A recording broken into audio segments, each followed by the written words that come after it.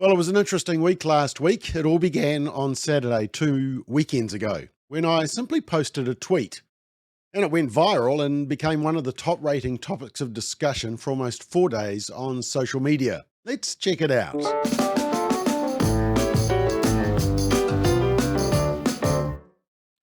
So, Saturday morning, 8th of July, it was like any other Saturday. I was checking some social media, responding when necessary, and somebody sent me an image of an exchange that had happened on that new social media platform, Threads. Now, that's been set up by Facebook's Mark Zuckerberg to compete with Elon Musk's Twitter. And trans activist Shaneel Lal, who is well known for posting highly inflammatory and caustic messages on social media, and who was one of the key activists that whipped up the frenzy against Posey Parker both before she arrived in the country and then on that shocking day at Albert Park a couple of months ago. Oh, and he called a national MP he didn't like on Twitter an FNC. Yes, an FNC. Oh, and he received the Kiwi Bank Young Person of the Year for all these efforts. Anyway, he posted this. Can we agree that we won't tolerate TERFS on Threads? In other words, shut them down. They should be banned. Shut up, TERFs. Now, this was immediately responded with by the official Spark NZ account with, as you can see down the bottom there, yes, please, wholeheartedly co-signed, prayer emoji, trans emoji. Now, I'm not sure how into prayer Spark are, but there was no need for them to respond. They weren't asked their opinion. They weren't tagged. They just jumped in and joined the pile on women who believe in biology. But anyway, I was surprised that Spark would be so keen to alienate a large portion of customer base by aligning with Shaneel Lal, and secondly, alienating most women who believe in biology and who reject the notion that a man can just be a woman just by self-identifying as one. So I went to my Twitter account, knowing that far more people are on that platform than this new Threads one, and I said, hey, Spark NZ, could you just confirm that this is your official stance? Many families who are currently your customers would like to know. Well, that immediately went viral as more and more people asked Spark also what their view was. And they replied fairly quickly with this. We stand by our response. We will continue to support the rights of trans and non-binary people, and we're not interested in discussing this further. The problem for Spark was that most New Zealanders did want to talk about it. Now, Spark did direct message me with this statement, which then became their standard response to anyone who complained to them. They said this, we know our comment has created a lot of debate, so let us be clear about where we stand. We want to ensure that the online world is a more inclusive space for all people, regardless of gender, ethnicity, sexual orientation, or any other factor. We recognise there are wide-ranging views on how to create safe spaces in both the online and offline worlds, but all we wanted to convey was our support for inclusivity. We hope this provides more context. Now, note the word inclusivity. Yes, apparently blocking the views of women who believe in biology is inclusive. Yep, well, go figure. So I replied with this. Hi there, thanks for the correspondence. The term TERF is a deliberately provocative and derogatory term thrown at women who believe that only biological women can be women, trans exclusionary radical feminists. It's deliberately insulting to most women and to men like me who believe that a man cannot be a woman no matter how hard he tries.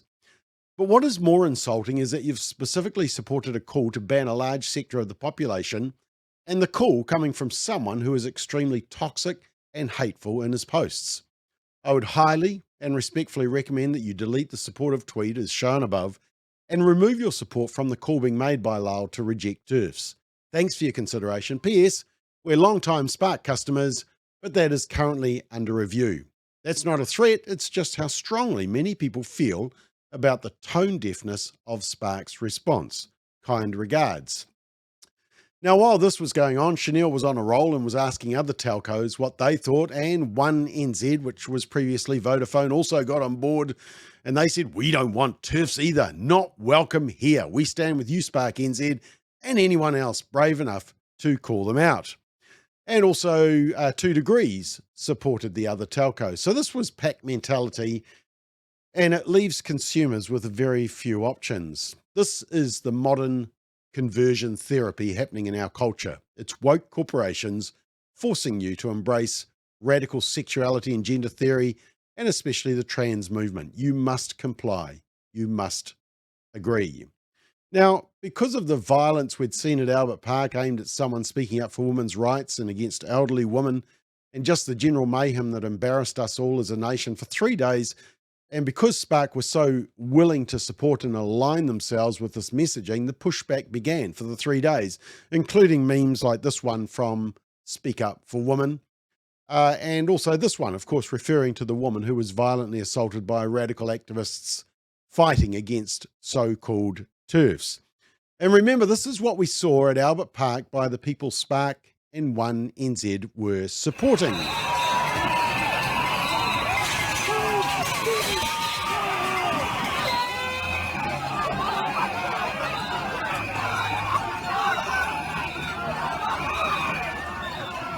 Yeah, they look very inclusive, don't they? And of course, this was the horrific attack on the woman at Albert Park as well.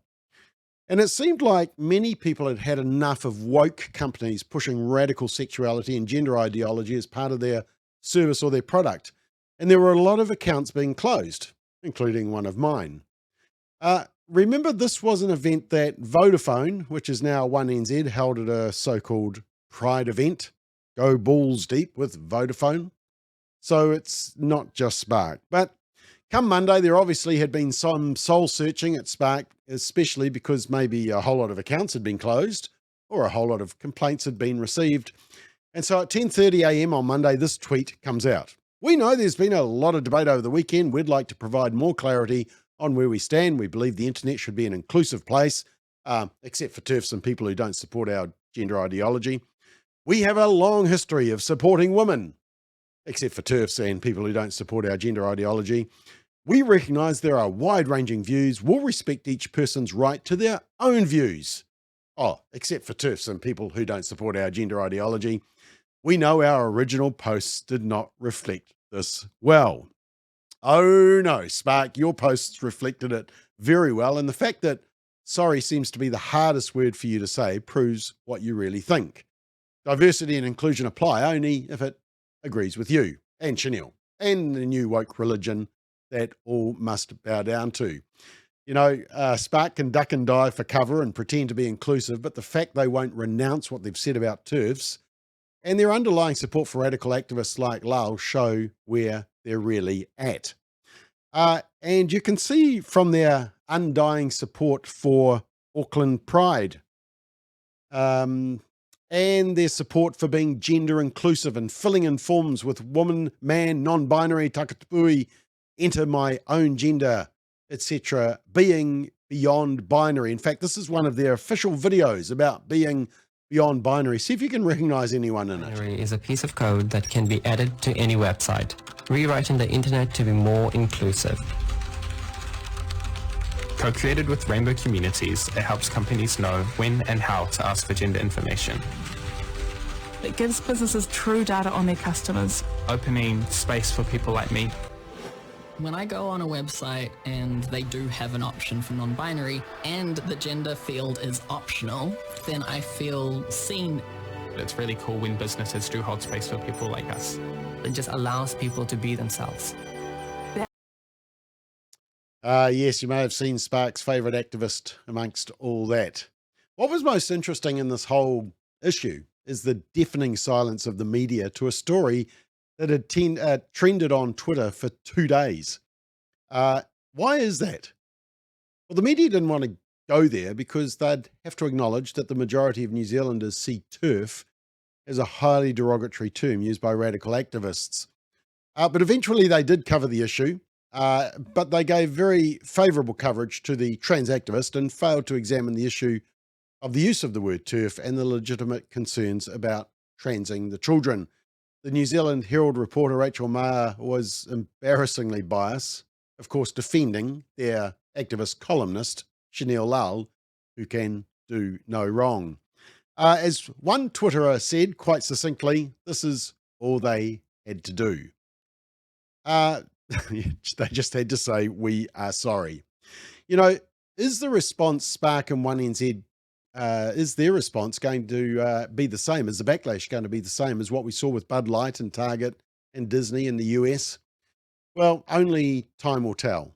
Part of the problem is finding alternatives to woke companies who want to lecture you with their views of sexuality and gender ideology, climate alarmism, and critical theory. And we're thinking of possibilities though, and that's why we're working on a website called wokeup.nz, which will highlight companies who want to lecture you when you simply want to purchase things. There's quite a list of companies, isn't there? But an informed consumer is a good consumer. I think what I learned from this Spark and 1NZ thing is that New Zealanders have had enough of having woke values rammed down their throat, and they're starting to push back.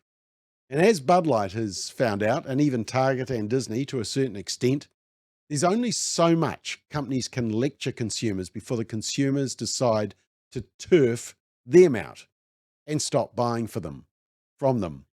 And that's what Spark customers seem to be doing. We'll watch this with interest. But remember, you have purchasing power, and the ability to push back on this tidal wave of wokeness and lecturing is in your hands. We'd encourage you to use your purchasing power.